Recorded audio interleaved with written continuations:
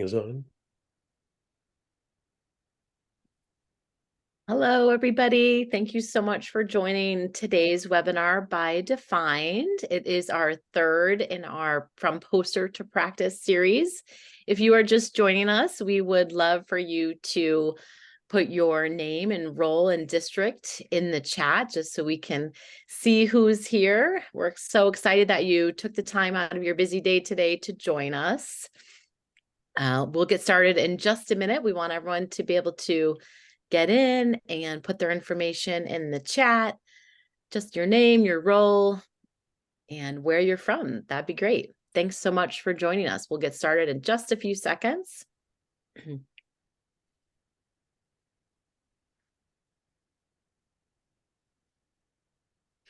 All right, so we are here to talk about in our third episode From Poster to Practice, specifically our final portrait of a graduate traits around citizenship, communication, and collaboration. We have an exciting lineup with us here today. We have our senior PBL advisor, John Larmer, and then three wonderful participants today from Coolidge Unified. We have Melanie Edwards, the Director of Curriculum, and Yvette Dix. She is the principal at Coolidge Junior High. And Shannon, she is the science teacher at Coolidge Junior High. And we're just so thankful for you to be with us. And go ahead and feel free to ask any questions throughout in the chat. We'd be certainly welcome you to do that and answer them as best as we can throughout today's webinar. Again, thank you so much for joining us, and we will get started. I'm going to pass it over to you, John, so we can get started. Thanks so much. I'm going to go ahead and stop sharing and we'll get going. Okay, thank you, Martha. Hello, everyone. Thank you for joining us today. I'm happy to be here in our third in our webinar series on Portrait of a Graduate and how project-based learning can help build those competencies. So let me share my screen. I'll get today going. Oops, let me back up a couple of slides here.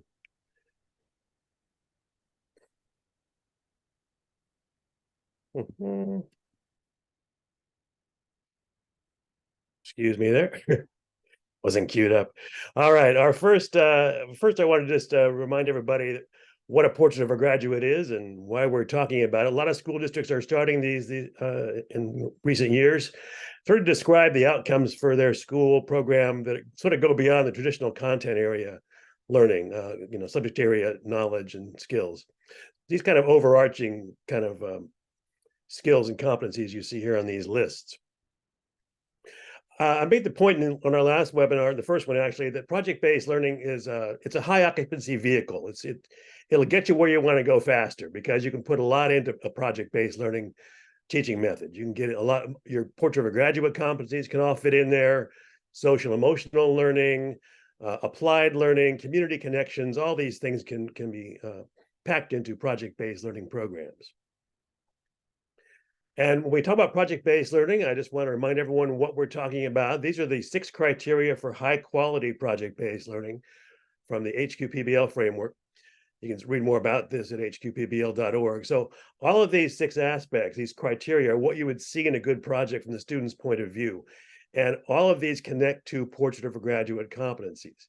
Intellectual challenge and accomplishment, that's about challenge and taking responsibility and perseverance. Hey, John, do you mind if I stop you there? I'm not seeing that slide. I'm sorry. Is it me? I just want to make sure. I didn't want to interject, but Is everyone I'm seeing just the HQPBL framework? No, we're just seeing the architect net zero. Sorry, I wasn't sure if it was I'm just sorry. How did that? maybe my internet or Let me just back up for a second. I'll get. Okay, thank you so much. Sorry.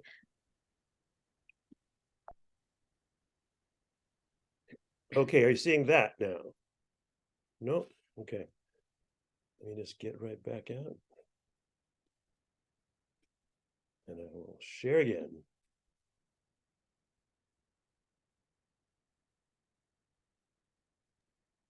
There we go.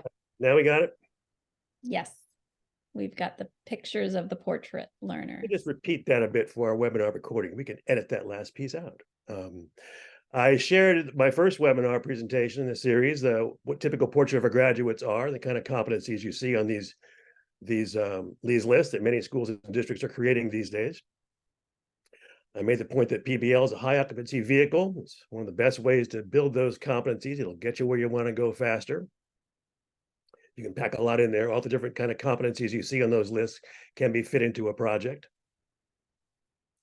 I'm talking about the HQ PBL framework, high quality PBL, what you see in a high quality project from the student's point of view. So all 6 of these criteria, you can read more about them on the hqpbl.org website. They all connect to portrait of a graduate competency. So intellectual challenge is about critical thinking, problem solving, perseverance, resilience in the face of challenges, high quality work.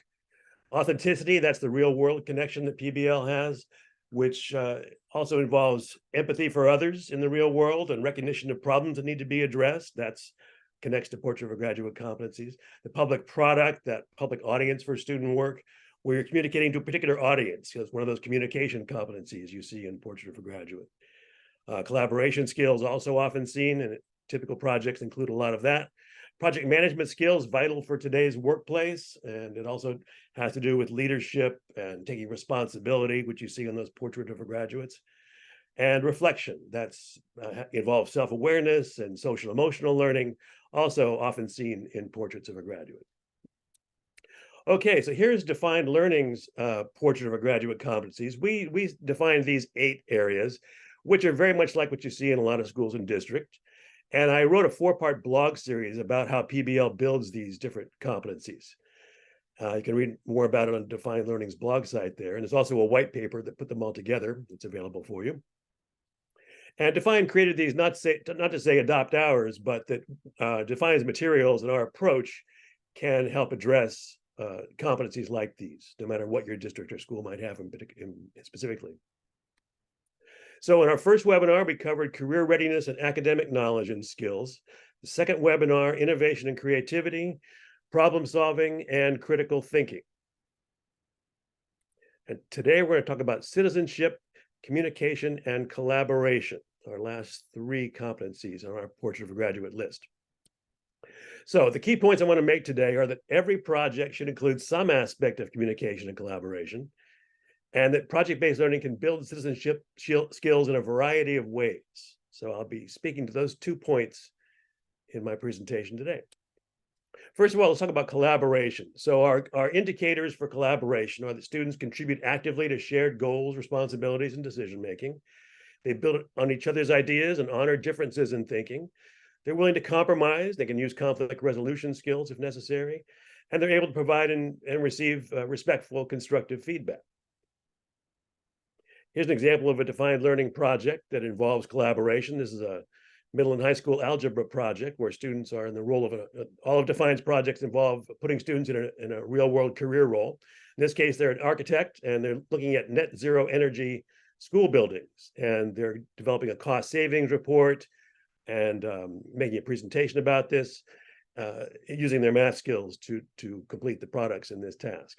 So, and they're working in a team to do this. It takes a lot. It takes, a team of maybe 2 or 3, maybe 4 at the most students to accomplish this project efficiently. So in a project like that, you're seeing these kind of things happening. And I want to make these points about high quality PBL and collaboration. It usually mean working in a team.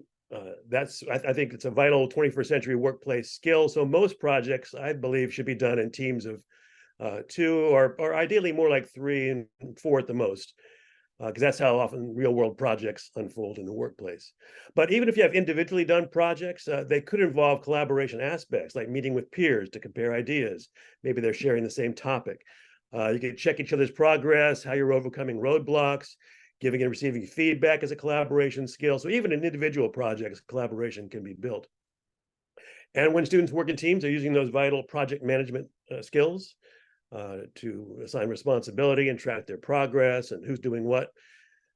Another vital 21st century workplace skill. And they're following norms for discussions and generating ideas and making decisions, resolving conflicts. That norm setting is vital for collaboration to work in a PBL classroom. And finally, teamwork. It reflects the classroom culture's emphasis on respect and everyone's contributions. It's not a competitive atmosphere, it's an atmosphere of mutual support. So that's how collaboration should look in high quality PBL. Let's talk about communication, where students are accurately conveying and receiving information. We put cultural competence into this competency, where students understand what it means to communicate across different cultures or among different kinds of people you might meet in the workplace or in your school. You understand your audience, and that's aligned with a lot of speaking and listening standards. You communicate appropriately for that audience. And you use various modes of communication to make your thinking visible. That's a key point, that a lot of project-based learning involves reflecting on what you're learning and how you're learning, and you're explaining your thinking, how you develop this solution to a problem or this answer to a driving question. And that can be done through presentation, discussion, visual modes of communication, writing, lots of different ways. Here's an example from Define's library this is in the elementary art and literature course, where students are looking at a famous African-American artist, Faith Ringgold, who developed these wonderful quilts. And students create a Tar Beach paper quilt after reading a story called Tar Beach to sort of illustrate that story and communicate their understanding of the story and the themes in it. They also create a community quilt to give to someone in their community, expressing their hopes and desires for that person's success. So there's an example of communicating through art in a project. And so in high quality PBL, every project really includes some kind of communication, because it involves reading, writing, speaking, presenting, all those, perhaps just one or two, perhaps, or maybe all of those in some cases, or creating media to express themselves. And a lot of literacy standards these days, from Common Core to state standards, talk about speaking and listening, which is really key to project-based learning, that public audience, the presentations. The presentations include, what kind of audience do you have? What's the right speaking style? What terms do I use? What ideas and arguments will be most effective for this particular audience? And making your thinking explicit should be part of what, at the end of a presentation, oftentimes you see students being asked questions about, well, how'd you think of that problem? Or how'd you overcome that challenge? Or why did you answer the driving question this way? And so that reflection process and presentation process involves explaining your thinking. Citizenship. Okay, lots of projects have opportunities to build citizenship competencies. And this we thought it has to do with learning about diverse cultures and traditions. So in a multicultural society like ours, it's important for students to sort of get out into the real world and see diverse cultures. They may have them in their school, or maybe in their community, or maybe in the wider world. They're going to encounter diverse audiences and diverse kinds of people they're going to be talking to or presenting to. They become more aware of and act on local and national global issues. Project-based learning often makes students really, tackle some kind of real world issue, or at least simulate an issue which they can connect to real world problems and issues. Civil dialogue, important in our country these days, to learn how to talk together, exchange ideas respectfully, really understand where other people are coming from and their perspectives. And finally, just to understand how what you do in school connects to the wider world, in the case of careers, in the case of solving problems and addressing issues. Here's a civics and government performance task project for grades 8 through 12. I actually helped develop this one, where students are in the role of a lobbyist, sort of proposing a law that should be developed at the state level. And they're actually writing a persuasive argument for a new law, and if possible, making a presentation or connecting with a state legislator. So a lot of citizenship skills are obviously built in that kind of a project.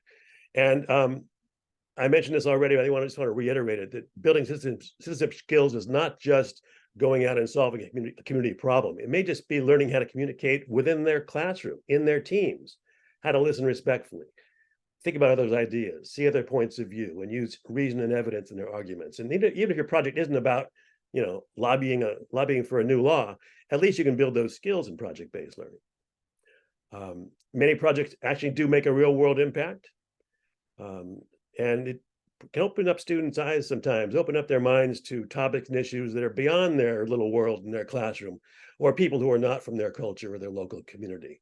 That exposure into careers, perhaps, which defines kind of projects.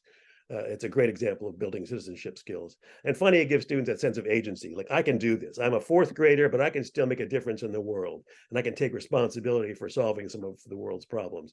What a great sense to build in students. Okay, so that's about all I'm going to say. I want to turn it over to our colleagues from Coolidge, Arizona, and that's where they are, between Phoenix and Tucson. And looks like a nice spot there in the high desert of Arizona. So I'll turn it over to Melanie Edwards. So stop sharing and we'll hear Thank from you, you. John. Thank you so much. We'll go ahead and get you started to hear from our amazing Coolidge team. There we go. Melanie, whenever you're ready. Oh, you're still on mute, Melanie. That's okay. That happens. Told myself I wasn't going to do that. Thank you, John. I appreciate all of your talking points were on my talking points to make about why I love defined learning. But I thought I would start by introducing myself. I'm Melanie Edwards from Coolidge Unified School District. I am the Director of Curriculum Instruction and Assessment for the district. We are, as John said, Coolidge is a small town between Phoenix and Tucson. It is beautiful high desert. We have a lovely population that care about their schools and care about their students and care about their community. So it's a pleasure to serve this community. We are growing incrementally. We used to be known as a very rural district. We are in a rural Pinal County. But I will tell you that we are up to 17,500 residents in Coolidge and growing, as Yvette will attest to in a moment with our student enrollment counts continue to rise. We've become almost a rural or becoming a bedroom community to the larger communities outside of us. And so people are building houses and moving here, and we continue to enroll our students, which is very exciting for us. Coolidge Unified District is about 85 years old. We serve pre-K through 12th grade students. We have just under 3,000 students. We have one preschool, 2 elementary schools, a junior high / middle school, which Dr. Dix will be talking to you about shortly. We have 1 comprehensive high school, an alternative school, and 1 virtual school. We are probably around 50% Hispanic, 22% Caucasian, and 15% Black students. And then we have a 12% population of American Indian students in our district.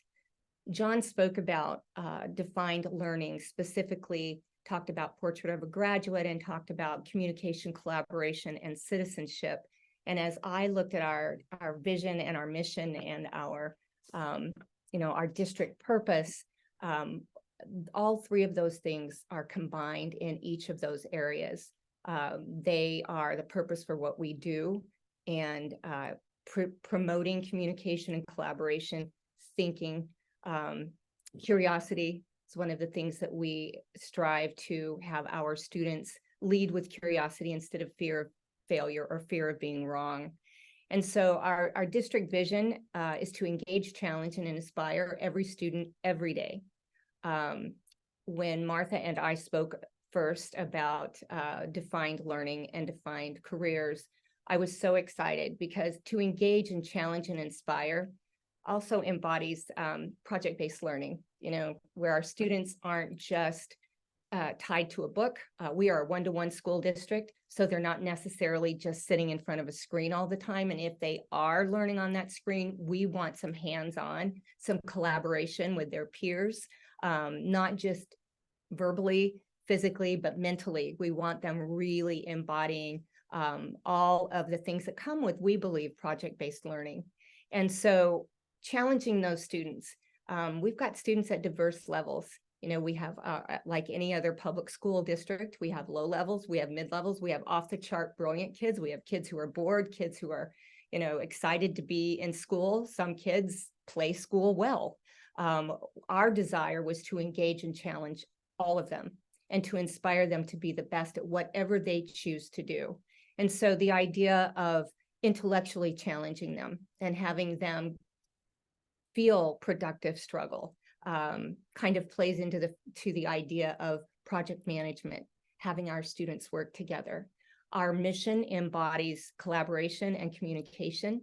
Coolidge Unified School District is committed to providing academic and social learning in a safe and positive environment for all students.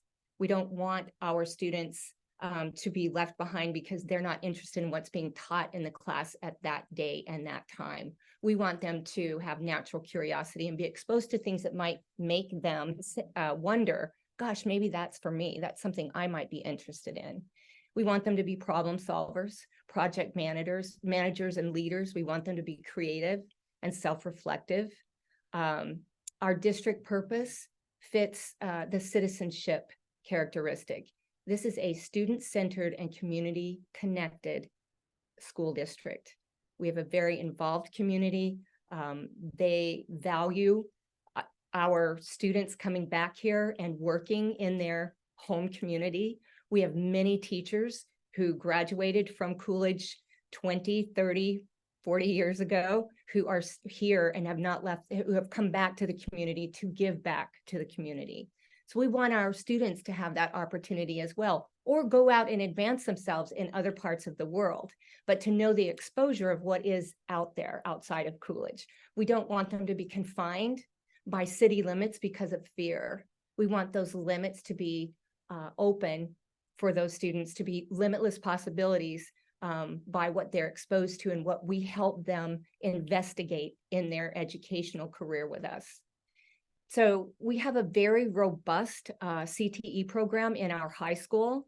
Very excited. We also have access to Central Arizona Valley Institute of Technology, which is an extremely renowned career and technical program or facility. Our kids have the availability and opportunity to attend CAVIT, to pursue other opportunities, and it could be careers that might define them. Cosmetology, I'm thinking about robotics, fire science. I mean, I can't name them all. There are 16 different careers and learning pathways, and we believe that's the best way for our students to learn, is to have that kind of exposure. So again, when I spoke with Martha about defined learning, I almost couldn't sit in my seat. And then when I contacted Dr. Dix and said, okay, I want us to start with our middle school students, because it follows a natural pathway to give them some exposure to different projects, different careers as 6th, 7th, and 8th graders, so that now they can start to define maybe the pathway that they have more interest in. And really, it's about building their confidence that they have the skills and the interest to do whatever they want, be it college or career. We want them prepared and ready to choose, to make that choice. And I think that's one of the things that we don't often remember in education, is that we need our students to be prepared to make those healthy, confident, smart choices for themselves. And so I didn't talk much about the junior high. I'm going to let Dr. Yvette Dix talk about Coolidge Junior High School. All right. Thank you, Melanie, for turning that over to me. I was worried I was going to forget to mute as well, so I'm very glad I remembered that. Our junior high actually has just been established. This is just the second year that we've been separated from our high school. So we right now have grades 6 through 8. Last year in our first year, we just had grades 7 and 8. We only had 375 students last year. And so the decision was made last year with our 375 students and only 17 staff members to bring our 6th grade students over from the elementary. So we quickly nearly doubled our population. We're at 644 today with 29 teachers. And we changed from a traditional schedule to a block schedule with A day, B day, and 90 minutes. So making these enormous changes, I had this little bit of panic over the summer of, what are we going do. We have so many kids that are going to be on campus, and we have teachers that are not prepared for 90 minutes of time with these students. And so defined learning was something that was brought to us as one of the options to be able to help fill this time for our students. And so one of the key pieces for us was that we are a Title I school. I mean, we have a very low income. I know the last time that we calculated, I believe our free and reduced lunch percentage was at like 86%. So we have a lot of students that just don't get exposure to anything other than what's kind of right here in our community, or maybe the surrounding communities. They just don't have a lot of exposure to other outside resources, other experiences, jobs that other than what's right here and available to them. So that was one of the things that we really loved when we were looking at defined learning, was that it was a tool to not only support our teachers in filling this 90 minutes of time that was very daunting to them, but also a way to engage our students in a way that we hadn't been able to do before. Especially with the pandemic that had been, here, and that we all experienced, that we weren't doing field trips, our kids weren't going anywhere. So now we're able to like do a nice mix of like live field trips, because we're back to being able to do that, and this online support that our kids have. So our teachers are now have so much more available at their fingertips to be able to try and support the curriculum that we have and we're bringing to our students, which I absolutely love. So much of what our teachers are doing in the classroom is trying to fill gaps for students. Like we have a lot of learning gaps. And so one of the things that's so fabulous about the content that defined learning is bringing is that it's a nice way for us to marry the content with engaging activities that our students are able to complete, and it's helping us to be able to fill some of those learning gaps at a faster rate. So I absolutely love that. So I kind of set the stage of our school and kind of where we are on there, but I'm going to turn this time over to one of our fabulous teachers, Shannon, and she is going to walk through some of the ways that we're actually using this in the classroom. And I'm just really excited for us to share this with you, because it's a fabulous tool, and we're loving what we're seeing with our students. So I'm going to turn that over and let Shannon take it away. Awesome. Thank you so much, Dr. Dix. I appreciate it. So I'm Shannon. I am the 6th grade science teacher here at Coolidge Junior High. And I use defined learning in my classroom often, actually. I use it because it's easy to navigate, both from my perspective as the teacher and also from my students. It's easy to modify, which is very helpful when you have such a high population of kids from different backgrounds as well as different ability levels. It can be modified for language and ability, which I really like that it's that diverse. We have a lot of English speakers here on campus, so having the ability to translate really quickly through the Google platform, or even just through their iPad itself, is awesome. It's great for distance students as well, because a lot of times our students will miss a few days, and certainly being a block schedule, I typically see my students twice a week. So if they miss one day, then it's easy for them to get behind. But with defined learning, I actually use an app on their Clever platform so they can access it anywhere they have Wi-Fi available, which is great because that doesn't, they're not too far behind in class. And all of the instructions are on the platform itself. So that's excellent. I haven't had to use it as emergency subplans, but that is in my sort of, if I ever get hit by space debris sort of timeline, that should something happen, it can be easily accessed from any computer, and anybody can walk in and follow the instructions along with the students. So if it's not a science teacher, and let's say it's a different subject teacher that's coming in to fill in for me, it's easy for them to just sort of tap into and then guide the students through it. I like that it allows our students to be independent in some capacity. They still have the classroom, there's still the teacher that comes around and helps, but it does kind of put the burden of learning on the student themselves, which in junior high, we are trying to promote a little more independence and a little less neediness on the teacher.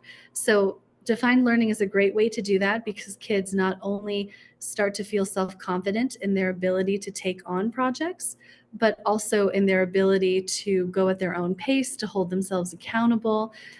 It's a great experience to use in the classroom to help build that self-confidence for students that I think is so important, especially in middle school and beyond.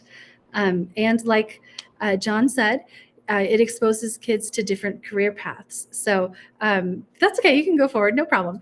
It exposes students to different career paths. And so especially in science, when we talk about a subject like global warming, for example, I like to say, if this is an interest of you, then this is what you should study in college, or this is what you should look forward to in high school.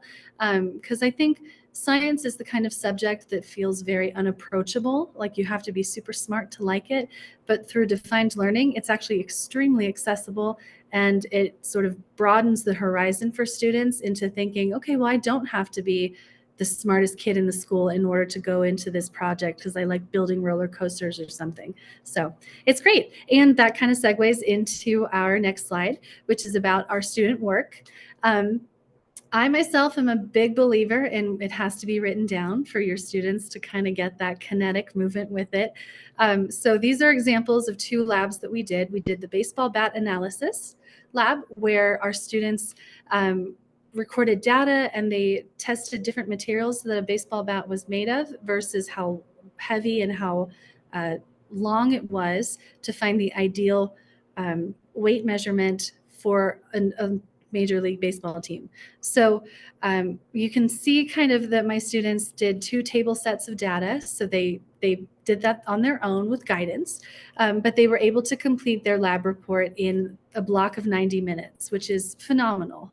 The other 2 sections are from the hoverboard lab, which is where students created a hoverboard. And what I loved about that one was it gave them parameters, but then allowed them creative freedom to sort of design however they wanted to. So in the lab, how we did it was all in our mind, and we designed it on paper. So they were kind of like a project leader that would just design it, and then it would be given to another department to put it together. On the lab itself, it does give you the option to buy material, to have materials that your kids could make it in the classroom. So I love that Defined Learning offers both of those options. So they have the option for actual hands-on projects, and then this one where the students do a lot of their designing on paper, labeling. Some of my students put their hoverboards 300 years in the future. Some made them for people with different physical limitations. So they had attachments that could go onto the hoverboard, but it enabled them to be creative and to use their own background in life in order to satisfy that assignment. So our next slide, I think, here we go. Yes. So why I use it myself is that we are a rural community. And even though we're getting bigger, a lot of our students are from this town and they've grown up here and their parents have grown up here and everybody knows them. So it kind of gives them exposure to life outside of our town, which is nice. It's an option. It's not limiting them to, one of 7 jobs that's available. They can really sort of dream big. It's accessible for kids of all different backgrounds in the population that we serve, not only at our school, but in our community. A lot of my students actually will go home and teach their siblings and their parents what they've learned in class, because these projects are A, accessible on their iPads at home, and B, they're easy to navigate. So a lot of times my students will have fun going home and teaching them about whatever science project we did here in class through Defined Learning. They're modifiable for different languages, which is excellent. It engages my students not only cognitively, but actually physically as well. And then it connects real world concepts to what we learn in the classroom. And certainly post-pandemic with distance learning, it's easy for kids to just sort of zone out and just go through the motions of writing stuff down and listening to the teacher until they become monotonous. But with Defined Learning, it really challenges my students to take accountability for their learning and to think outside the box, which is excellent for children. And it's great for supplemental help. I don't rely solely on it, and I don't think you should. I think it should just be a supplemental sort of helpful classroom addition, and not just in science, but all kinds of subjects. But here in science, it's amazing because it helps reiterate what we learn in class into a more approachable real world connotation. And this little picture is actually from a video still where the kids did in paper airplane, and then we all went out to the lobby, to the pod, and threw them, which they loved, because anytime you get to throw paper on school property, kids go bananas. So it's definitely one that has stuck with them, that they keep talking about month after month. So it's just a great way to support a teacher in the classroom and to support students. So I'm very happy our school chose to use it. So thank you.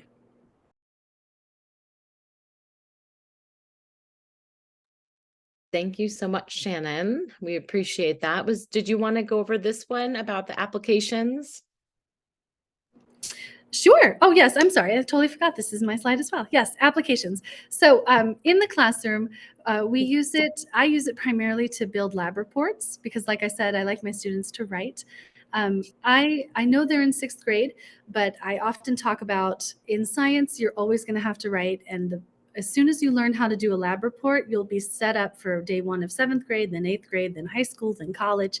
So I really love that defined learning lets me front load vocabulary, concepts, and world applications here in middle school. So my students have just come from an elementary school, and now they're sort of big kids on campus. So they really value being treated like they're older students, not so old as high school, but that good like middle ground. And using defined learning gives them the vocabulary that they're going to encounter in later concepts, and also sort of talks to how they conduct themselves in a science classroom. So using it in other classrooms, you have different methods and different benefits, but certainly for science, it's a great way to get them exposed to different careers and different career levels as well.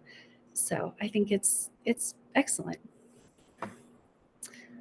And I can see some chats happening in there, so I'm gonna Thank you so much. We appreciate you so much, Shannon, for sharing your insights, and Yvette and Melanie. Thank you also for sharing your insights. I think I had the pleasure of visiting Shannon's classroom and last month, and all of you shared how Coolidge, one of your goals is to have students, learn about other careers and options to them for them rather. And I think that one of our favorite quotes at Defined is, "You can't be what you can't see." So we're just so glad that you we're helping you meet one of those goals. Thank you again. Let's see. We just wanted to share about, oops, I'm so sorry, about our webinar next week, where we are continuing the conversation about building graduate profile competencies. Next week, we'll be with San Ramon Valley, the superintendent, John Malloy. So we hope that you can join us next week as well. And I just wanted to say thank you so much for listening.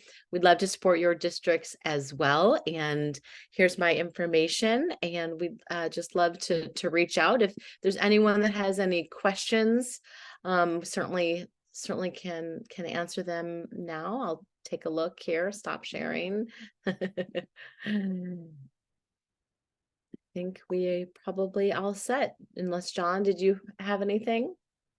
Oh, I was just interested in asking the school, do you use Define mainly in STEM or other subject areas too? So we had the training available predominantly for our core content teachers. Our ELA, science, social studies, and math, and then we also for our self-contained special education teachers. And they all went through the training, but we also made it available to any other teacher on campus that wanted to attend the training and to have that exposure. Right now, we're seeing more solid use of it in our core content classes.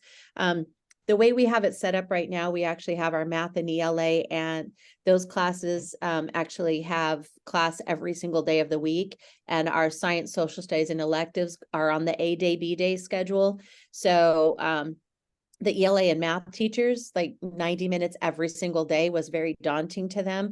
So we're having, like, this is much more of a resource for them. But, you know, teachers like Shannon, who is a science teacher for us, like just grabbed the content and ran with it. So we actually had Martha come out and do a site visit with us on October 30th, and we walked into many different classrooms. I believe we went into science, so we saw Shannon's classroom. We also went into a 6th grade ELA class. I believe an 8th grade social studies class. What else did we see that day? Do you remember, Melanie or Martha? You're muted. I think we were in a math class as well. I think we went into a math class that day as well. The idea is that we wanted all of our teachers to be able to use this. And I will say, one of the complaints, being a teacher for 30 years, you know, it was hard to create all the time, to create project-based learning. That's difficult. We love it. We love the concept, but then to actually sit down and put one that fits the structure of what you're teaching in your class, the standards, maybe the unit that you're studying, that's difficult. And that was very appealing.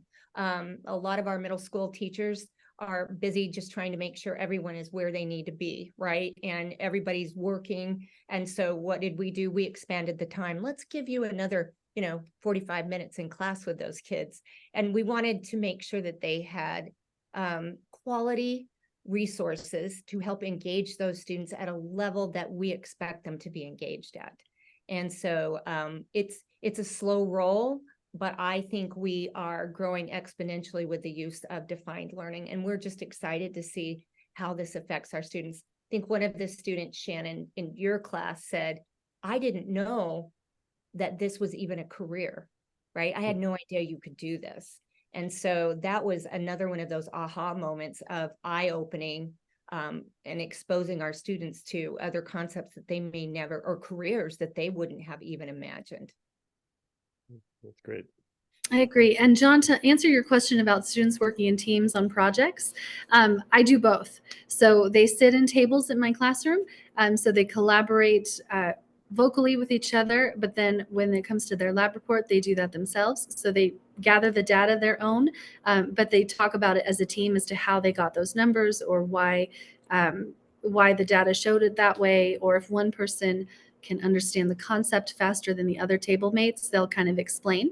So it's nice to have that done in both ways, because you get the student's perspective at their cognitive level, and then there's also collaboration at work. So I think it enables a more cohesive teamwork kind of centered classroom. So to answer that question, yeah.